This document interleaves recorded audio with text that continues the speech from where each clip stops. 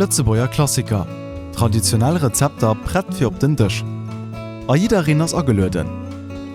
Haut Menü Feierstengs Zalot. Für das Rezept braucht ihr folgendes: 1 Kilogramm Rindfleisch Schëller, 1 Rind Charré, 3 Liter Wasser, Porrett, Wurzel, Zellerie, eng Schallot, 2 Lorbeerblieder, 1 Strang Thymian, 5 Fackeltbieren, 3 Nilcheskap, Kraftsalz, 10 Pfefferkern. Für die Vinaigrette: 2 Zuppelöffel Lützebäuer Mustard, 2 Esslöffel Wasser, 2 Esslöffel Essig, 4 Esslöffel Mais oder Sonnenblumenölig, eng Schallot, Petersilie, Maggi, 2 hartgekachten Eier. Alles geht mam Rezept. Et gi 6 Etappen.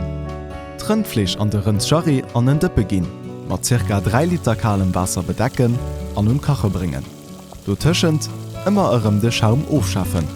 Sobald Fleisch kocht, Gewürzer an de rasch beigin, a bei schwacher Hitzt ungefähr 2 Stunden liicht kache losen. Gekochte Fleisch aus dem Dëppen holen, aufkile losen, an dann a kleng Würfele schneiden. Vinaigrette fir bereden. Schallot schielen a ganz klein schneiden.